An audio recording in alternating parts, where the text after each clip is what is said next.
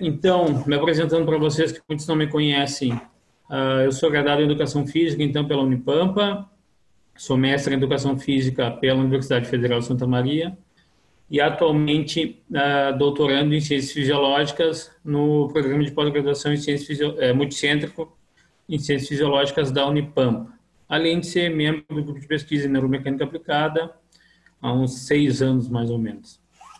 Tá? Então, o que a gente vai falar, o que eu vou abordar hoje com vocês?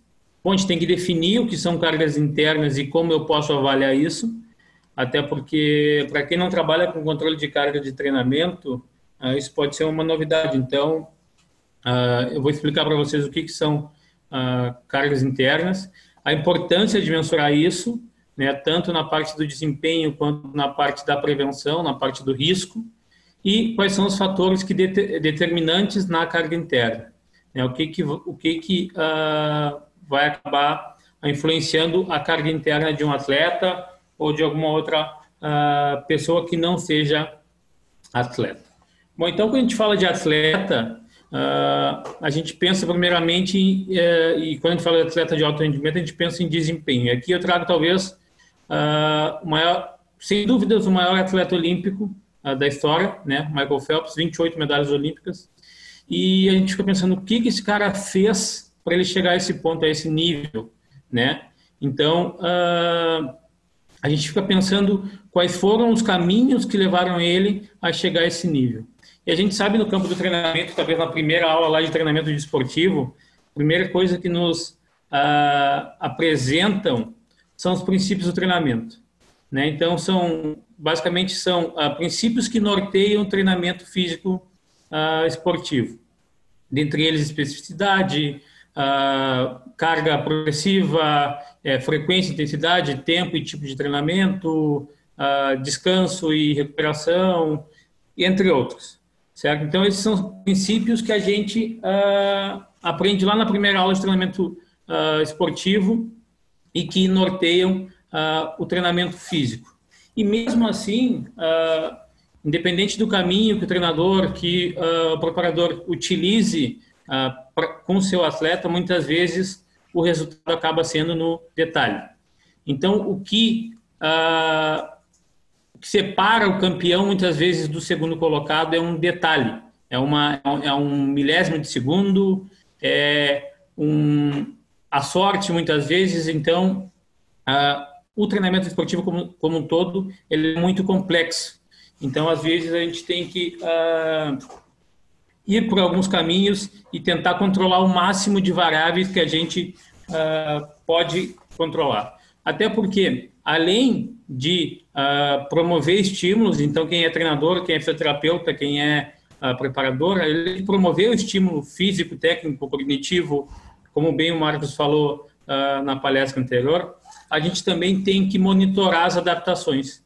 Então, não adianta de nada eu promover o treinamento se eu não monitorar como que estão acontecendo as adaptações ao treinamento, né? Então, eu tenho que ter maneiras de controlar isso e acompanhar o desenvolvimento do meu atleta durante o percorrer do treinamento dele, né? Como, por exemplo, aqui nessa imagem das zonas de frequência cardíaca, do polar, de um aparelho de frequência cardíaca, né? Que vai estar fazendo a mensuração da frequência cardíaca.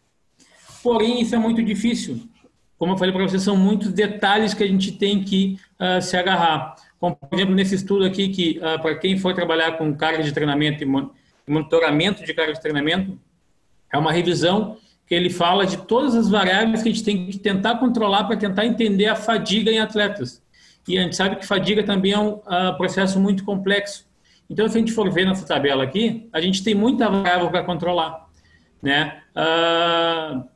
Sejam variáveis externas como variáveis internas, né, que é o foco do que a gente vai falar hoje. Então, esse é um processo muito complexo que a gente tem que tentar fazer com que a gente entenda e consiga chegar no resultado. E muitas vezes, fazendo isso, mesmo assim, a gente não consegue chegar no resultado desejado com o nosso atleta, com o nosso paciente, e assim por diante. Mas se a gente seguir um caminho de estímulo correto e controle de variáveis, a gente provavelmente vai estar mais próximo do sucesso do que se for ao contrário.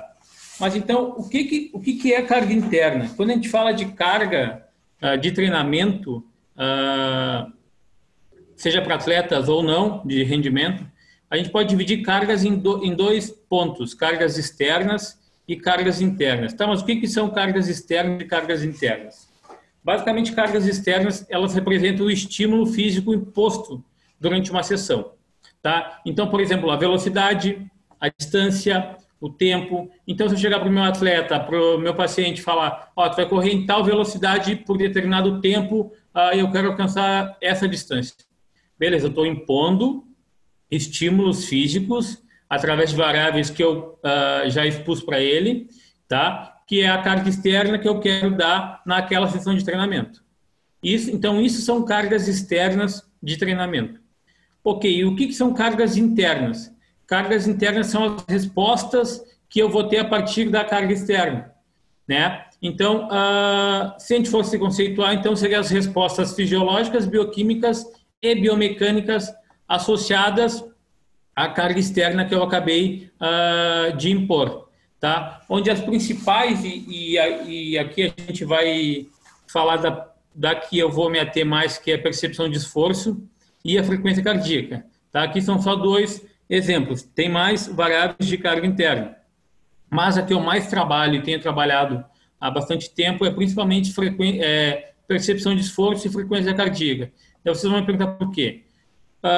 Por dois motivos, porque são variáveis confiáveis, né, a determinado ponto, desde que tu saiba lidar com elas, e também porque elas são de fácil acesso.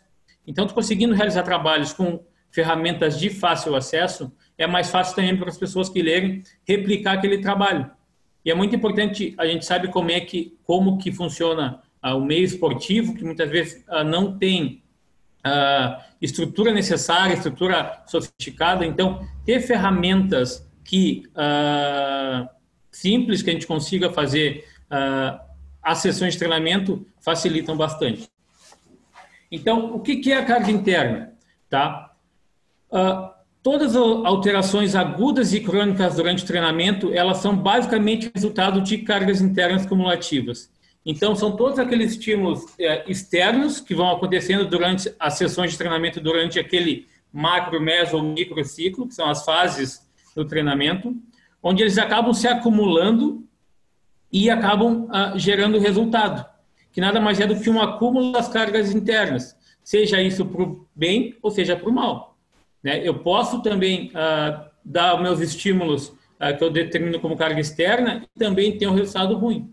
Aqui, por exemplo, dois atletas de futebol, que a gente pode ver que eles tiveram muito ganho de massa muscular. Então, provavelmente, os estímulos que eles tiveram de carga externa tinham esse objetivo. E, com essas cargas internas cumulativas, com essas adaptações fisiológicas, eles acabaram, talvez, alcançando o objetivo deles. Então, basicamente, carga interna é isso. É todas as adaptações que tu consegue ter a partir das cargas externas. E aqui eu trago para vocês, para quem tiver interesse em estudar sobre o tema, falando sobre a percepção subjetiva de esforço, que talvez seja a variável mais fácil de eu medir e avaliar a carga interna. Tá? Então, esse é uma revisão de um autor que trabalha bastante isso, tá? E ele fala sobre a definição, medidas e perspectivas da percepção de esforço na ciência esportiva, na ciência do exercício, certo? Mas o que basicamente é a percepção subjetiva de esforço? É a sensação consciente de quão difícil, pesado e extenuante é uma tarefa física. Então, se eu pensar nisso, existem várias teorias sobre como que eu acabo produzindo a percepção de esforço.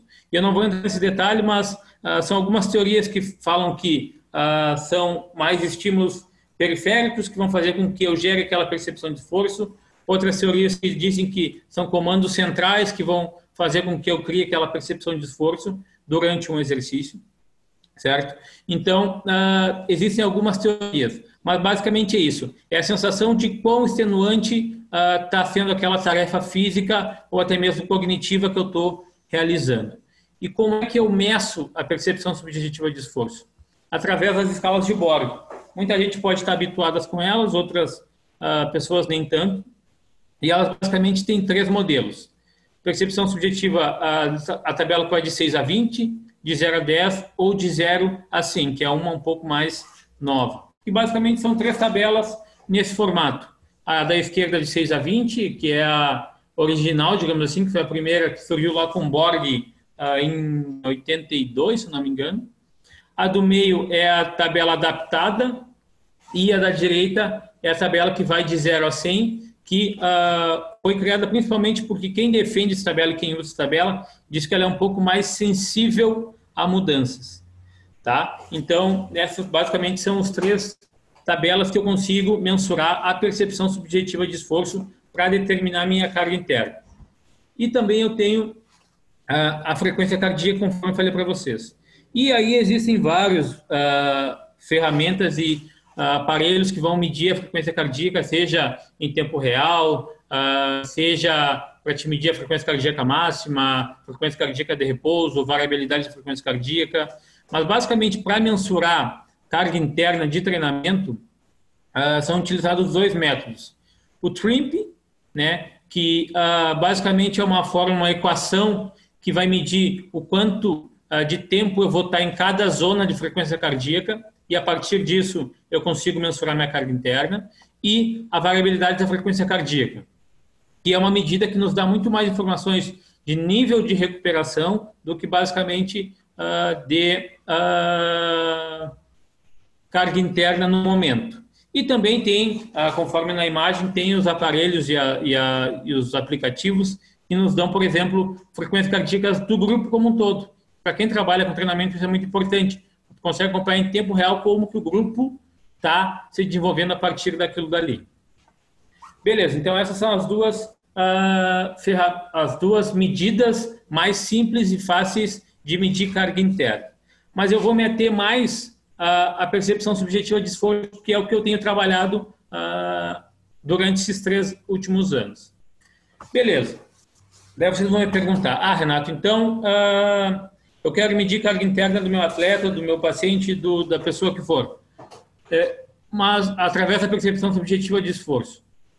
Eu consigo prescrever treinamento a partir da percepção subjetiva de esforço? Eu consigo prescrever a partir disso? Ou eu só consigo monitorar minha carga interna a partir da percepção subjetiva de esforço? Ou eu consigo as duas coisas? Aparentemente, ela é muito mais sensível para te monitorar. Tá? Por exemplo, esse estudo que acompanhou atletas profissionais de futsal durante 45 semanas, o que eles fizeram? Eles monitoraram a carga de treinamento pretendida e a percebida. Então, o que eles faziam? Antes de cada sessão de treinamento, eles chegavam para o treinador, para o preparador e falavam: qual é a percepção subjetiva hoje que tu quer que os teus atletas alcancem? E ele falava a percepção de 0 a 10. E depois, no final do treinamento, eles faziam a mesma coisa, só que com os atletas. Qual foi a percepção do treinamento de hoje? E o que eles identificaram com esse estudo? Que a percepção pretendida e a percepção percebida, elas não batiam. Ou seja, muitas vezes o atleta acaba superestimando ou subestimando a percepção em relação e comparado com a percepção pretendida. Então, quer dizer que muitas vezes o treinador pretendia um nível de carga de treinamento e acabava não alcançando ou acabava ultrapassando. Então, aparentemente, esse estudo também diz a mesma coisa, que prescrever através da percepção subjetiva de esforço seja muito difícil, até porque eu vou mostrar para vocês que ela depende de muita coisa. Muitos fatores determinam a percepção subjetiva de esforço. Então, é mais fácil eu monitorar através da percepção subjetiva de esforço do que prescrever. Ok, eu quero monitorar então a carga de treinamento a partir da percepção subjetiva de esforço através da escala de Borg. Basta eu aplicar o questionário de Borg, a tabela de Borg, no final do meu treinamento, que eu vou conseguir medir a carga interna, e eu vou ter uma informação confiável. Pode ser que sim, pode ser que não. O que se viu? O Foster, em 1998, se não me engano, ele criou esse trabalho e, a partir disso, ele criou uma nova metodologia para te medir a carga interna a partir da percepção subjetiva de esforço, que é a percepção subjetiva da seção. E essa parece ser uma variável mais confiável do que tu medir somente pela tabela do Borg. Por quê? Porque essa variável, a percepção subjetiva da seção, ela considera o quê? Ela considera também a duração do treinamento. Então, eu vou ter duas variáveis que eu vou juntar, que é a percepção subjetiva de esforço e também a duração do meu treinamento. E esse aqui é um estudo que, para quem quiser ler mais sobre o tema, é um estudo que fala bastante sobre isso, sobre a percepção subjetiva da seção para monitorar a carga de treinamento. E fala da validade, fala do uso ecológico, né, e os fatores que acabam influenciando. Então, esse é um estudo bastante bacana. Ok, Renato, mas como é que eu faço isso? Como é que eu meço a carga interna de treinamento do meu atleta através da percepção subjetiva da seção? Com essas duas variáveis que eu falei, duração do treino e PSE reportado. Então, o que eu faço? Eu pego a duração do treino, que nesse caso aqui eu estimei que fosse 60 minutos, e pego a PSE reportada, que foi 8, no caso aqui, intenso, tá? E faço uma multiplicação. E o produto disso vai ser a minha carga interna da seção. Então, eu considero essas duas variáveis. E a partir dessas duas variáveis e desse controle que eu tenho diariamente e por sessão, eu acabo vendo como que está funcionando o meu microciclo, mesociclo ou até mesmo macrociclo. Que, para quem não é familiarizado, são nomes que a gente dá para fases do treinamento, como, por exemplo, microciclo de uma semana, mesociclo pode ser de um mês, 2, macrociclo, planejamento mais maior, digamos assim. Então, a partir disso, o que eu consigo ter? Eu consigo ter uma tabela bem semelhante a essa, para quem treina, para quem é treinador ou para quem é fisioterapeuta e quer acompanhar a evolução do paciente. O que eu faço? Aqui, então, vocês podem ver que na tabela a gente acaba tendo acompanhamento diário. Então, essas barras verdes aqui acabam sendo a carga diária, a carga de treino. E a gente pode ver na parte de cima essa onda flutuante aqui vermelha, que acaba sendo a PSE reportada todo dia, onde eu acabo tendo aqui algumas outras variáveis. Ok, então eu vou ter a minha carga interna de treinamento e vou acompanhar a partir disso. Tá, Renato, legal, bacana, mas e a partir disso eu consigo extrair mais alguma informação? Consigo. A partir disso, eu consigo também mensurar algumas coisas que nos levam para a parte de prevenção e risco. O que eu posso tirar a partir da carga interna através da PSE? Monotonia e tensão, que o Foster também no mesmo trabalho ele aponta como sendo variáveis que eu consigo mensurar e que a partir disso eu posso verificar um risco aumentado ou não de um overtraining, por exemplo, que para quem também não é familiarizado é um sobretreinamento. É um estado que tu acaba treinando muito e recuperando pouco e tu acaba perdendo desempenho ao invés de aumentar teu desempenho no treinamento. Tá? Então, a partir da carga interna diária, eu também consigo avaliar monotonia e tensão. Porque quanto mais monótono do meu treino e maior for a tensão, maior o risco de eu entrar num overtraining ou num overreaching, que é muito parecido com overtraining. Então, a partir dessas informações, eu consigo também ter informações importantes sobre risco de lesão. Tá? Então, vocês podem ver aqui na figura abaixo, no gráfico abaixo, que as ondas azul e vermelha, elas também estão informando isso. Estão informando sobre a carga e a monotonia e tensão. Então, eu consigo ver como está funcionando isso. Então, se eu tiver uma monotonia muito grande, ou seja, eu não vario estímulos e tiver uma tensão muito grande também, o risco de eu entrar em overreaching ou overtraining é muito grande também. Beleza. Daí vocês vão perguntar, ok, eu consigo monotonia, tensão, ver carga interna diária, ver carga interna semanal. O que mais eu consigo ver? Tem alguma informação que eu consigo ver e que eu consigo dizer lesão ou, pelo menos, mapear como anda o meu grupo? Sim. Então, nesse estudo aqui, de 2017, tá? Eles acabaram apresentando, e talvez tenham alguns estudos mais antigos que também falam disso, que é a taxa de carga aguda e crônica. O que basicamente é isso? Tá? É uma relação, é uma razão entre a carga aguda e a carga crônica. O que eu considero agudo? A carga da última semana. Então, eu pego aquela carga diária que eu mensurei através da percepção, tá? E vou pegar elas e fazer a média da semana, certo? E eu pego a carga crônica, que nada mais é do que a carga das últimas 4 semanas. E eu faço essa razão entre o que é agudo e o que é crônico. E o que eles apontam? Que se eu fizer essa razão e a razão for superior a 1,5, o meu risco de lesionar é muito grande. Meu risco de lesão é muito grande. E se eu ficar entre 0,8 e 1,3, talvez seja a zona que eu tenha maior adaptação, ou seja, maior ganho, e também menor risco de lesão. Então, se essa razão for muito pequena ou muito grande, eu acabo tendo um maior risco de lesão.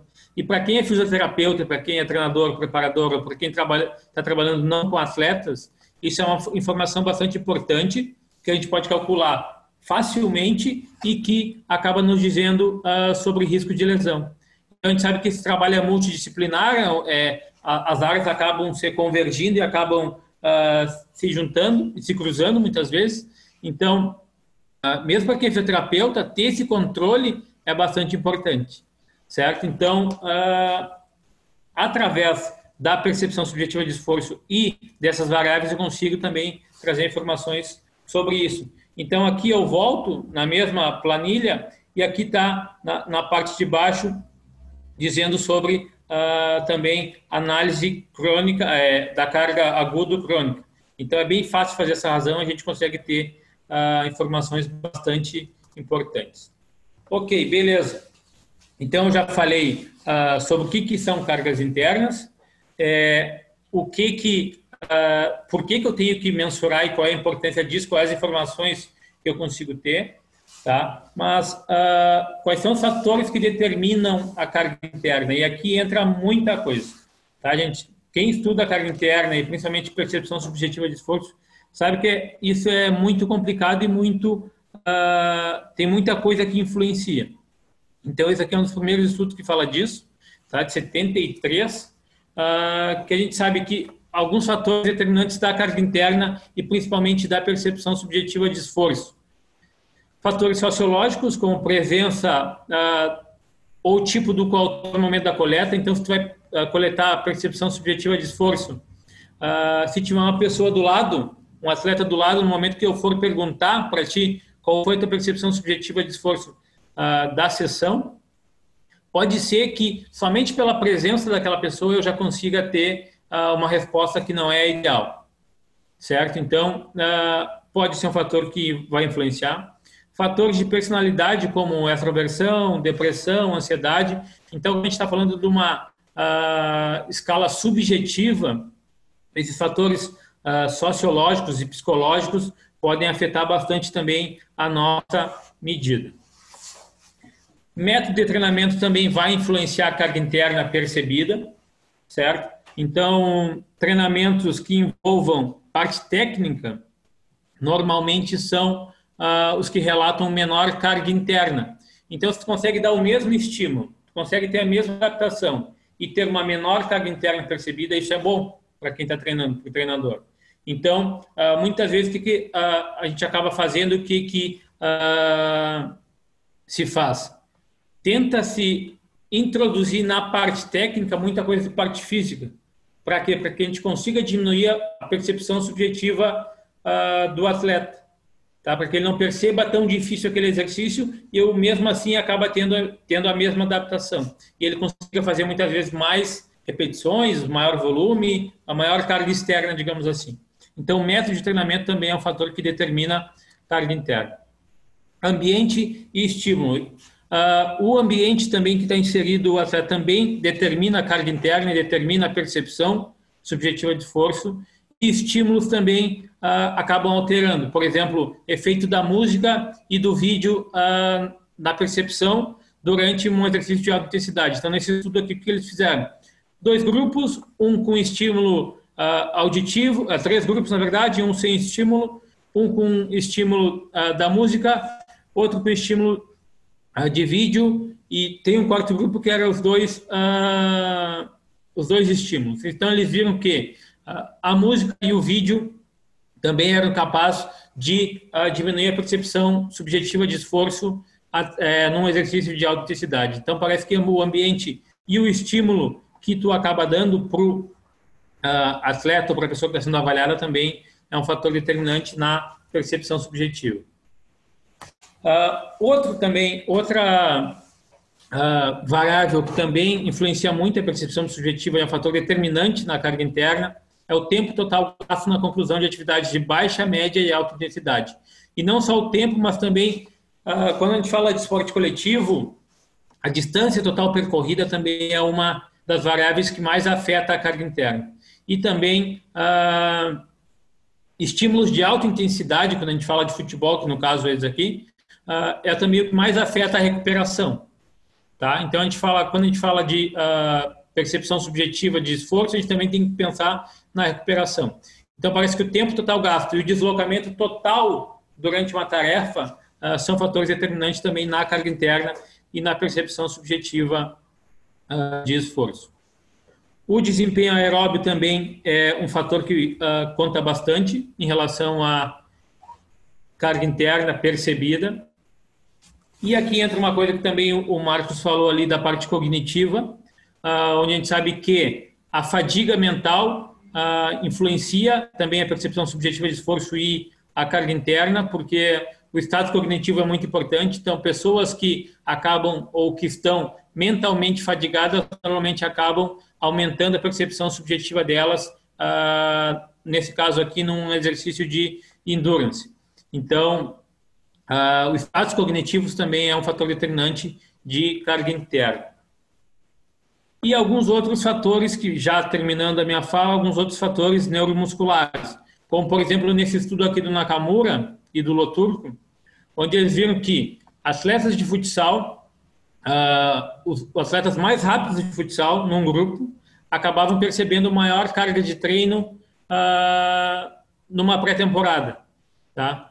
Por que provavelmente disso? Porque são os atletas mais rápidos, com uma parte genética diferente dos atletas mais lentos, com tipos de fibra provavelmente diferente, então isso acaba acarretando. Então, a parte genética, a parte também de estrutura neuromuscular, ela acaba interferindo, e por isso que a gente acaba tendo que ter um controle individual de cada um, porque cada um acaba apresentando diferentes